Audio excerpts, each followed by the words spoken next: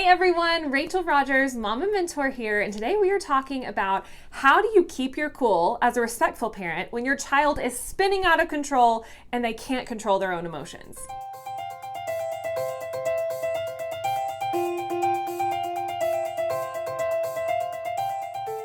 As adults, whenever our children start to freak out over something that seems very minuscule to us, it can be very triggering for us as parents. Let's say that we hand them a banana for a snack and the banana breaks in half, and all of a sudden we have a child that is screaming out of control. Maybe they throw their plate down, they hit it against the wall, they throw themselves down on the ground, and they just lose their ever-loving mind. We might be tempted in those instances to say something like, "What is wrong with you? It's just a banana. This isn't that important. It's not that big of a deal. Calm down, quiet down, zip it up. I'll get you another banana, or you're going to eat that freaking banana because I'm not giving you another one just because one broke," right? We might just be tempted to say, "Come on, like grow up," right? But we have to remember that our tiny little children's brains are still inside. It's like these big, huge emotions inside a tiny little body. And their ability to control emotions and impulses is not fully developed until they're well into their 20s. So what they need in these instances is not our judgment, not even our reprimand. They need our help. So how do we do that?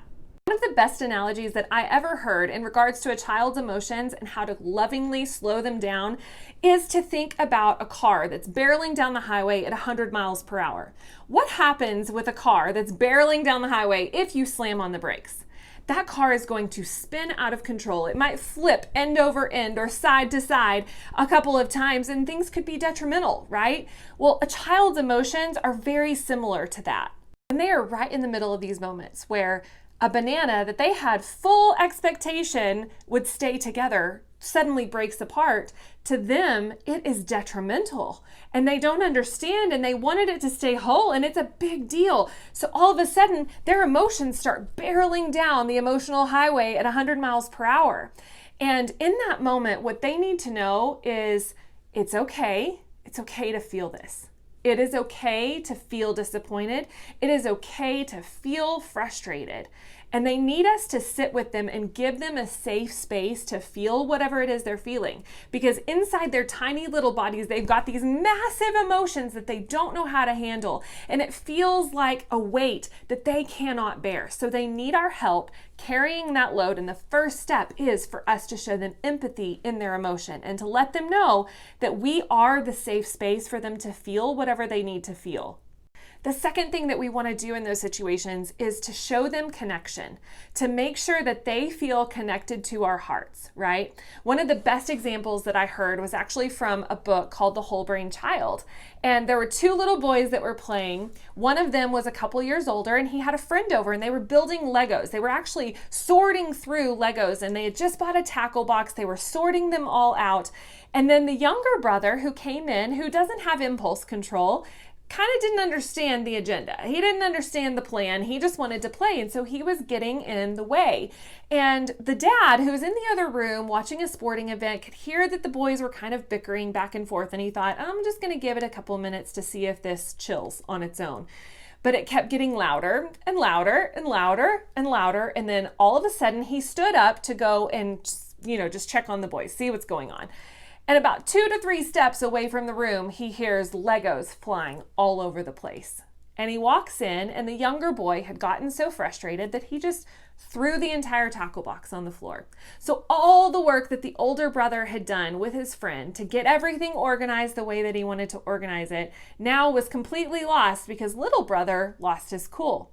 And what dad could have done in that instance is say, "What were you thinking? Why did you do that? You know that wasn't nice. You need to pick up this entire mess, and you need to work with your brother to put everything back exactly where he had it. That was not nice. That was not cool. You need to get your act together. And in fact, you need to go sit in your room for a little bit." Or that dad could have resorted to even a physical punishment or a physical discipline. But what he did instead is that he used a whole brain approach.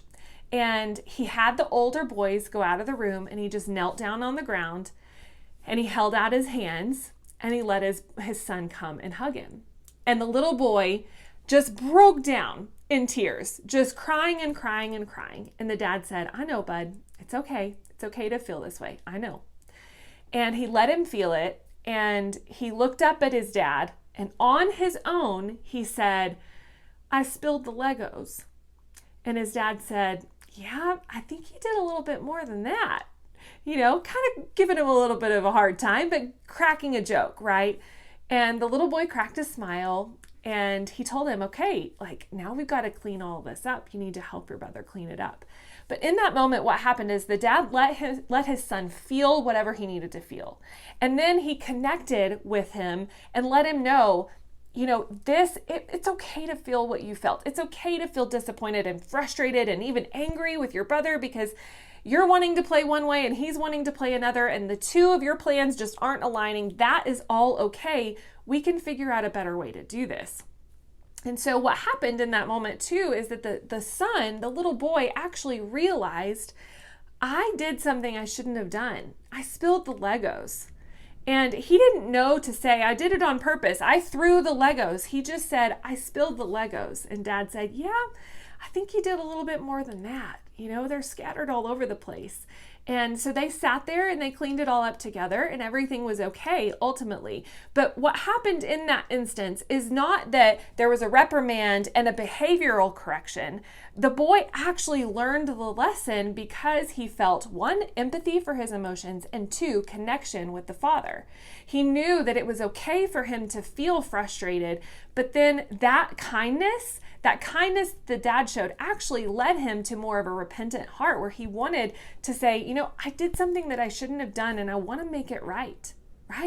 So that is what respectful parenting is really all about. It's about teaching our children how to, number one, identify what they're feeling, okay? We're not okaying the behavior. We don't want to just let them do whatever they're going to do. Respectful parenting is not permissive parenting, but what it is it's giving them a safe space to feel what they're feeling. It's saying, I understand that you felt frustrated and this is the behavior that you did. What do you think you could have done differently in that scenario? And see, the dad didn't even have to ask. That the dad, all he needed to do was connect with that little boy's emotions and let him know, this is a safe space for you to feel what you're feeling. But in your feelings, we've got to figure out a different way to behave with those emotions. There's a different thing. There's something else you could have done, right?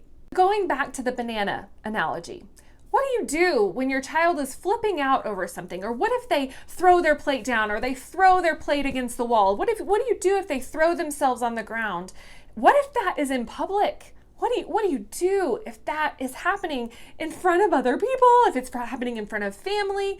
You do the same thing every single time. One of the primary things that our children need from us is our consistency. No matter what environment we're in, no matter who's around, no matter who's watching, they need us to be the constant, right? So let's say that you're in the middle of a restaurant, for instance, and you're waiting on food to be delivered to the table. Everybody in the family is hungry, and so you whip out a banana to give to your child, right? And the banana breaks in half, and here comes the meltdown. It's tempting in that moment to start looking at all the other people around you whose eyes are on you and to feel embarrassed, and that embarrassment is going to lead to your stress levels raising and your tone of voice changing and even your actions toward your child becoming more internalized, like you are going to start internalizing all these feelings and then projecting that out onto your child as though it's their fault. But what you have to understand is that they are that car that is spinning out of control, and they don't need you to slam the brakes. They need you to teach them how to pump the brakes. And so one of the best ways that you can do that, number one, as a parent, get tunnel vision in those moments. Forget everyone else and focus on connecting with your baby, okay? Connect with that sweet one, okay? One of the best ways that you can connect is by getting at eye level or just a little bit below eye level. If you have to lay on the floor next to your child to get below or at eye level, do it. It doesn't matter who's around. It doesn't matter who's watching. The most important thing is for your child to see you will be consistent, you will be constant. And I promise you, in that moment, they are going to feel so loved and respected because you understand where they're coming from and you're not judging them, you're not reprimanding them, you're not punishing them. You are simply saying, I get it. I get it. There are times that I want to throw a fit in public too. I've developed the impulse control and the emotional control to wait till I'm in my car to throw my tantrum, right? They don't have that yet though. So they need your help, and they need you to be that anchor to their kite in that moment. Is it okay for them to get down on the floor or throw a fit and start acting crazy? The behavior itself, no, that's something that we definitely need to redirect. We're not going to let them act like that. And even in these moments, if you think for a second that showing them empathy for their emotion is going to lead to worse emotions, you don't understand the brain. That's not how the brain works. Somebody woke up from their nap, so she's going to be joining us for the rest of the video. Their lower brain is where their impulses and emotions come from, but their upper brain is what controls it. And so they need our help wiring the two together. Lower brain is already developed, right? They know how to show us impulses and emotions. They just don't know how to control them. So they need us to model it to them so that they can learn best, okay? When we are calm and collected in those moments, we are teaching them how to be calm and collected because we are modeling it, not demanding it.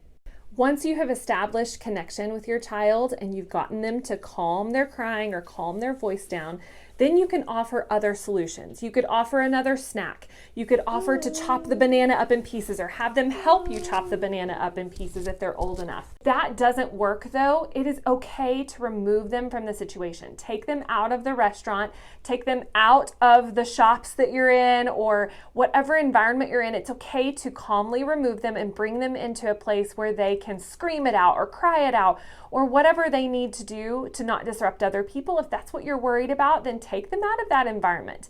If you have to leave the restaurant, leave the restaurant. You know, it's okay to do that. Once you have established that connection and you've offered some redirection, your child is now in a place where they are probably ready for a lesson. They're ready to be taught how to maybe handle the situation differently.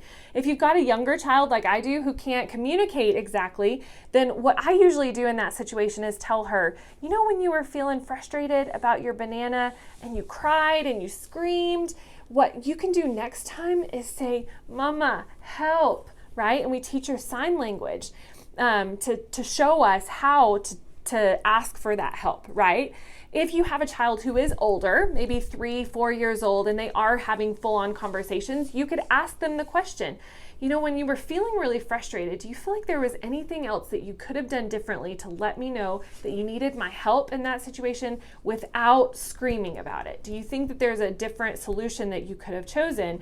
And you let their little brains start to think. And again, you are trying to activate that prefrontal cortex where it's like, okay, I can control my emotions. I'm learning how to do that. I'm learning to, grow that ability.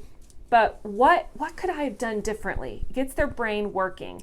And typically you're going to get an answer from them. I want to thank you guys so much for watching this video. I hope it was super helpful for you. It is my honor to be on this parenting journey with you, and we will see you guys next week. Bye, y'all.